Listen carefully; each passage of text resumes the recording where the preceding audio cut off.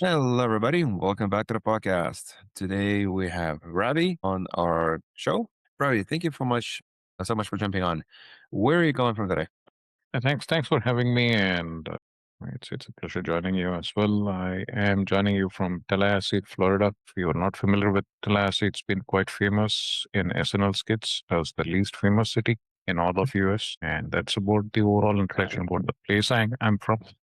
All yours. Sounds good. I'm calling from Toronto, Toronto, Ontario, Canada.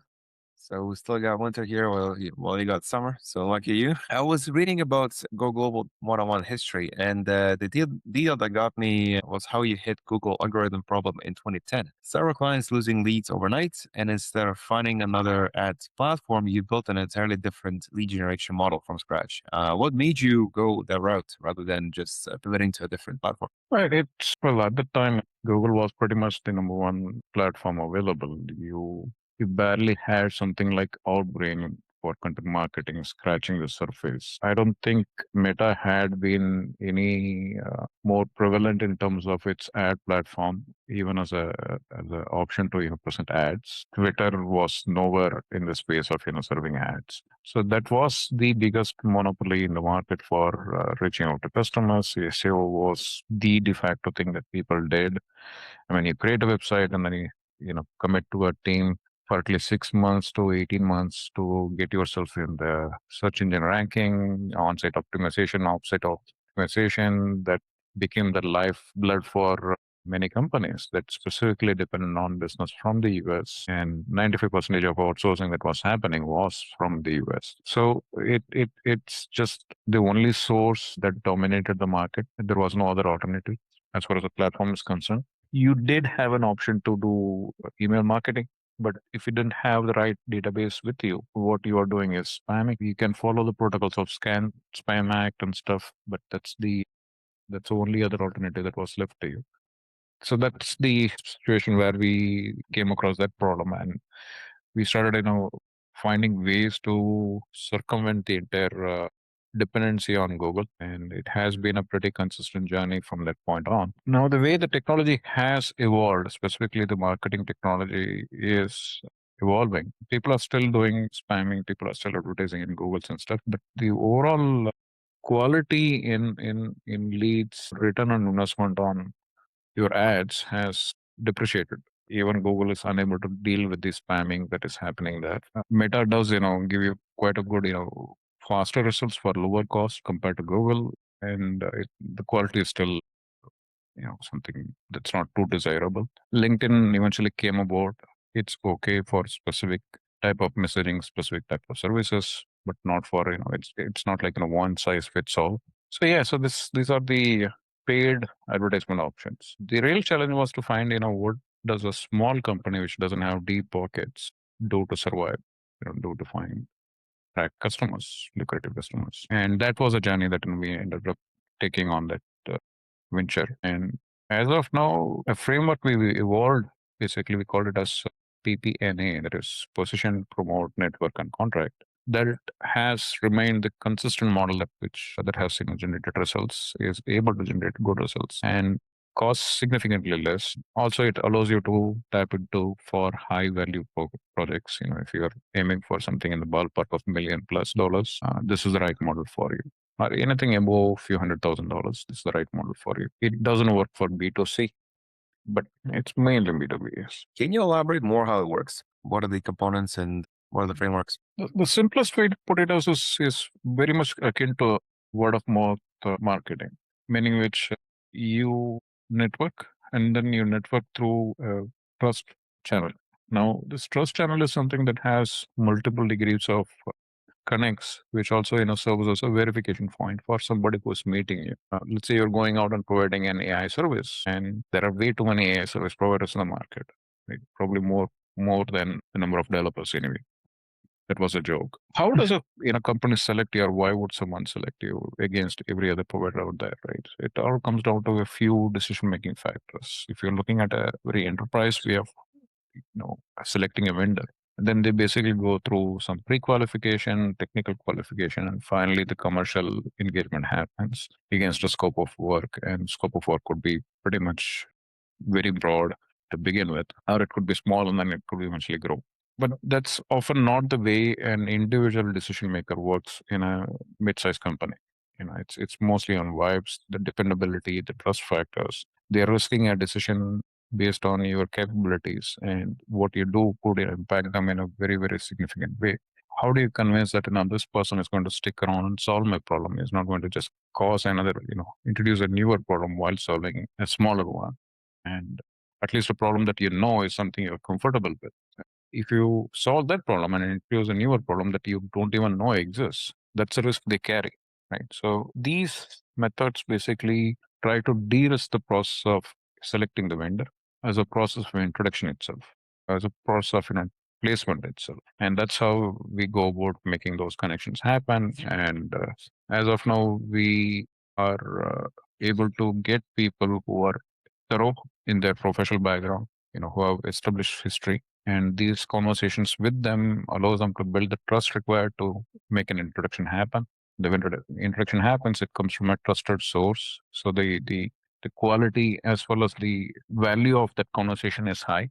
It is not very high in quantity, but it gets the ball moving in a very good steady pace. So that's the method, and yeah, it's been a fruitful method.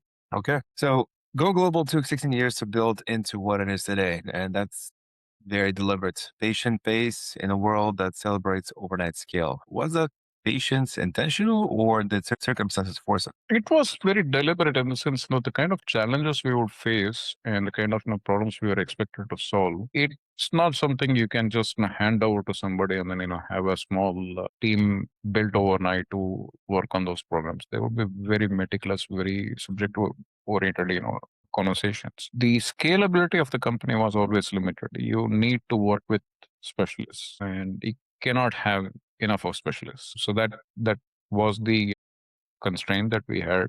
So when you place a constraint and compare it against the kind of opportunities you were working with, the stakes involved in those projects, they were be running in few millions to few billions. So you realistically were always a smaller company, and the scope to become a large enterprise is a very slow moving process. By the time you are able to have, let's say, 200 people who are all specialists in various verticals, that's a long journey because it comes through extreme dependability. You just don't hire someone off the street to hand over something like that, and it's too much of a risk to do that. Okay. So ex JP Morgan management funded your practice after seeing the 89% cost reduction marketing methodology. How did that relationship come about? And what did having institutional backing change about how we operated? It's the other way around. Actually, they phoned me and then said, like, if you want to do something, come up with a plan and then we'll fund you. And they had a private equity venture capital firm based out of Hong Kong. And I took about 3 months in the process, frustrating them to the point that they're like, hey, you want to do this or not? And I was like, yeah, I love. That's when I presented the plan that we have this whole enterprise purchase ecosystem where, let's say, one line of service you would have 400 vendors. You would interact with 3 or 4 vendors and then choose one of them for your work fulfillment. In some cases where the supply chain risk is high, they may actually work with more than one vendor for the same service. But what happens to the remaining 396 people, companies? Why are they not getting into the opportunity space? So I wanted to do a research on that and then convert that into a marketing platform, which allowed for better negotiation ability, better placement in front of a decision maker. So I presented that as a plan, and that is what led to the overall cost reduction in marketing. So even now, I think the average cost is about $200 a week for us to generate a highly qualified conversation in the market. It's Per lead, $200 per week. a week. Okay. Yes. So the number of leads, the time to turn around leads is highly targeted. So pretty much like within the first 3 to 5 days, we already know the kind of people you want to meet. The names, the designations, companies, the backgrounds, their turnovers, all information is available. And these are people known to you. So it's just a matter of picking up the phone and calling them and say, hey, I want you to meet somebody. And this is the reason they want to meet you. If they show interest, the meeting happens. So it's one of the fastest marketing methods available in the world, and hence the cost reduction is significant. What happens post facto that if your size of the deal is large and if it takes 80 days, 90 days to for the deal to go through, that's a sizing issue. It's not a platform or a methodology issue. We have already generated the opportunity. It's a qualified opportunity. It's there with you. So that's the key differentiator here. That's where the ROI is significantly different. And there is no platform dependency. We absolutely not have this rule of not wanting to pay to Google or make Mark Zuckerberg even more richer. And pretty sure Musk doesn't need more money. So Yeah, they have plenty. yeah, yeah, yeah. So that's Interesting. the Very differentiation. interesting. I might not only recommend it to my contacts, we should talk after the call because I might look into this as well. Yes. Will be able to get Um, that funding actually came in, and what they did is they actually pivoted my focus. They said like, hey, you're naturally good at connecting people. Why don't you help us connect with investors or high net worth individuals? yes. They call them as the thundering herd. So I spent some time doing that, and after a while, it became too much of a distraction. I said like, let's take an exit, and then took an exit, retained a global owner and brand, and it's been a fine journey since. Interesting. Very interesting. Almost sold at this point. The 800% reduction in marketing costs claim is extraordinary. When clients hear that, what's usually their reaction and how do you prove it before they experience it? Frankly, most of these clients don't care about that claim at all. They simply want an outcome and they are just experimenting with you at that point of time. We understand their concerns and their seriousness. And when we provide the option to them, there is a model of skepticism which says, what if it doesn't work? So what we do is we take on a 3 month, month-on-month kind of a contract. Like each month, you have an option to say no, and you don't pay for the whole month in advance. So you pay like 50% in advance, and then remaining 50% at the end of the month. You look at how the performance has been. Since it doesn't take very long for us to bring in the results, they are already convinced that it's working and it keeps going from there. So the best way to mitigate their concerns and risk is by taking on some of the risks initially at our end, and we give them the option to experience outcome before they decide to continue forward. Interesting. So you reference the Bhagavad Gita and Sanskrit frameworks in Kavamuka in your business thinking. And that's generally rare in a strategy consulting place. How does Eastern philosophy actually show up in the practical work you do with clients? So if you look at Bhagavad Gita, it's actually a conversation between two personalities. One is a warrior, the other one is basically his chariot rider, and but then he is also the god avatar. The conversation is about what is right and wrong, and what should be done under what circumstances. So that's basically the whole textbook itself. It's a philosophic textbook, and it explains to you the difference between what is right and wrong, and why you should be willing to do something wrong in order to establish something that is right. So it's a righteous. The ultimate positioning is that justice, righteousness must prevail in the world. That's the overall narrative lesson in that particular conversation, and it's kind of like written like a song, and it became a book. And somehow it's considered as a religious book. It really is not a religious book. It's a philosophical conversation. It approaches on multiple subjects because the questions that is asked is so philosophical, so in depth. You could spend 200 hours, trying to, debate the same thing, except that this has some answers in there. And those answers are, again, the way it is said is like it's for you to believe or for you to accept, but then it's something that you can take it as a framework or a guide in order to go about developing your own frame of thinking. And it touches many subjects which concerns leadership and management. One of my favorite stories within this, I mean, this happens within another larger story. It's an epic. And there are a couple of examples. So one situation is these brothers are invited by their cousins to attend an event, but then the place they're asked to stay is something that's made of wax. The plan was to burn them when they are staying there. They find out about it. They go back to the advisor here. The advisor says, you know what? I'll bribe somebody to dig a tunnel and then you escape. But you go there. Don't let them know that you became aware of the trap. And when you escape, stay hidden.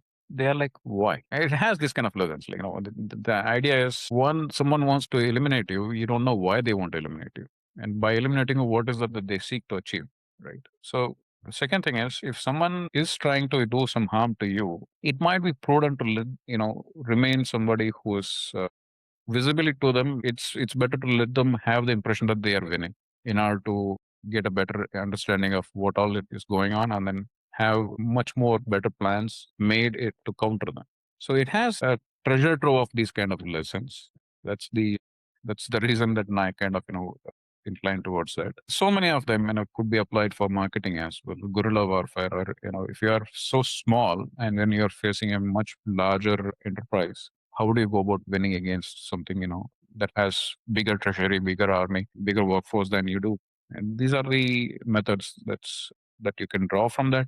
And that's one of the reasons I kind of get draw my lessons from there and then try to apply them if I'm able to apply them. That is fascinating because I did read quite a few things from Vedas and but strategy that I kind of skipped on those more on a spiritual side. It's quite fascinating body work. So one other, a little leadership lesson in that it comes in the form of a story. There is a small sparrow that's being chased by an eagle. The sparrow manages to find the king and goes and sits on the king's leg and says, save me, this eagle is trying to eat me. Eagle comes in and then tries to eat that. The king stops in or stops it. He or she, I don't know what it is. Stops the eagle and says, hey, this sparrow is my protection now. You can't eat it. The eagle is like, hey, why would you do this injustice to me? He's like, what do you mean? He's like, I'm also a subject in your kingdom, and that's my food. You're not letting me eat my food. Just go and hunt somebody else. So it's like, why are you doing injustice to them? This was my prey, and I almost got it. Now you want to subject somebody else or send someone to its death. He says, fine, then eat me. It's like, how you're doing injustice to the whole kingdom. Now, if you are a disabled king, and how are you going to protect us? Right. So there is no right answer in this situation. The story doesn't end. It's basically a situational conversation. What it says is when you are in the position of leadership, nothing you do will carry. I mean, no matter what you do, it will actually have one or other bad things to it. There is always going to be a problem introduced to a solution, and it's the unique position of being in a leadership. Yeah, it comes with the leadership position itself. So you have to carry that frame of thinking when you are the leader of an organization. You cannot satisfy everyone. That's a way of putting it. But imagine you as a company leader, and you have to always balance things out. So there is no right decision, wrong decision. It's just a leadership position. Fascinating. Okay. So you describe yourself as a business architect. Most people in your space call themselves consultants or advisors. What's the distinction you're drawing, and what does it mean for how you engage with a client? It's mostly a function of my experience and what I've done throughout my career. Vast majority of my projects would start as a concept or an idea. It would be something new for the company, new for the market, something that has never been done, or that's something that's never been done within the office. Right. So my job was to figure out how to sell it, and before you sell it, how do you frame it? What is the messaging you develop for it, and how the presentation comes through? What are the service deliverables within that? The whole business architecture component is something I end up building. This whole solutioning component is something I end up building.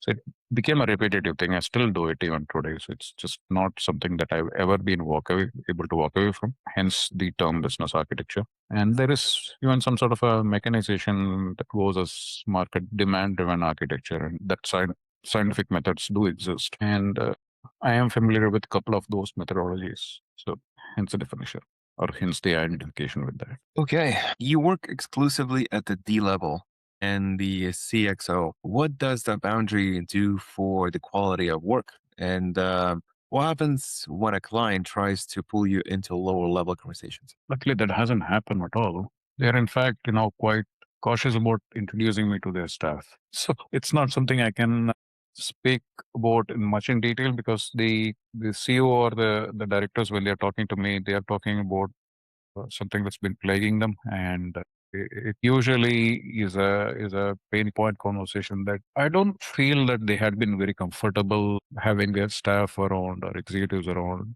till it becomes an execution thing. And when it goes into execution model, I kind of benefit from the fact that they take the execution ownership within their team. My job is mostly to ensure the outcome or work with the metrics of what has been proposed.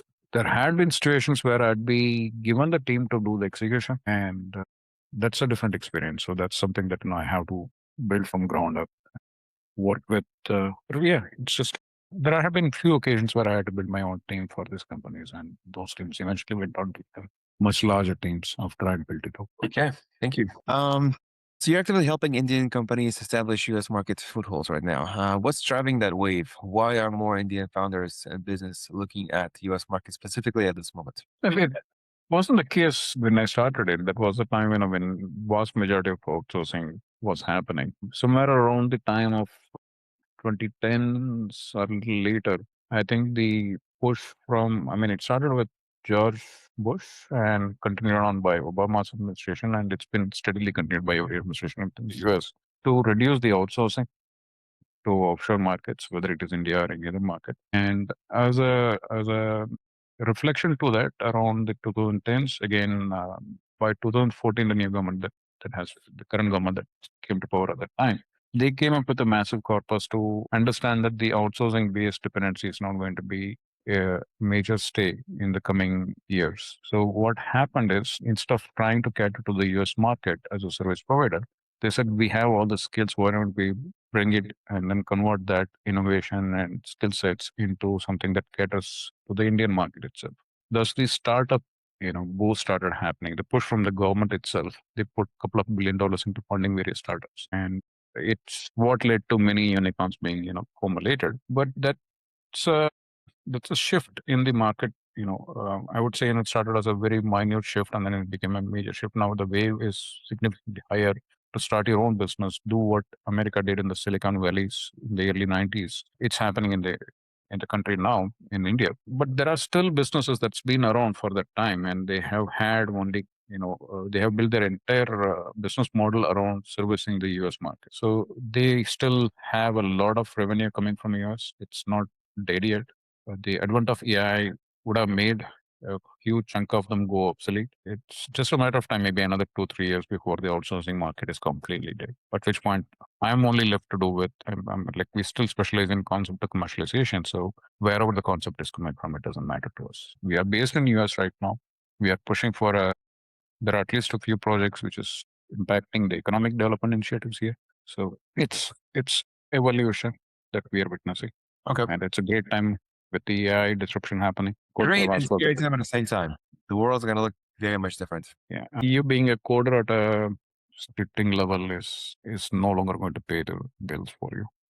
And people have understood that. I've been researching, I've been talking to people, trying to figure out where it's going to go. It will be a very interesting period of time. The next 3 to 5 years or 7 years, it's going to be fun. Hopefully we survive that long. We don't know. Got to be unrecognizable 7 years. All right.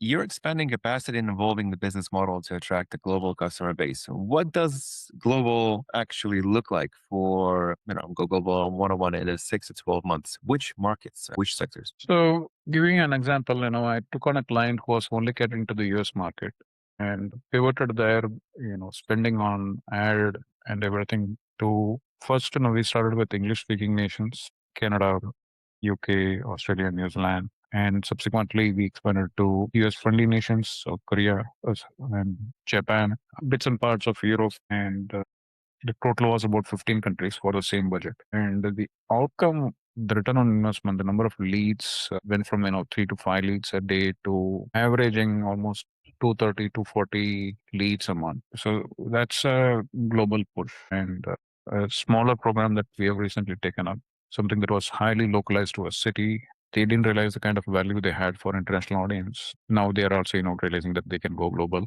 So it's a value shift and extension of value offerings, plus the ability to stretch the dollar value when you go abroad. So for a dollar, what you get in US, you can get 3x to 5x more in say UK.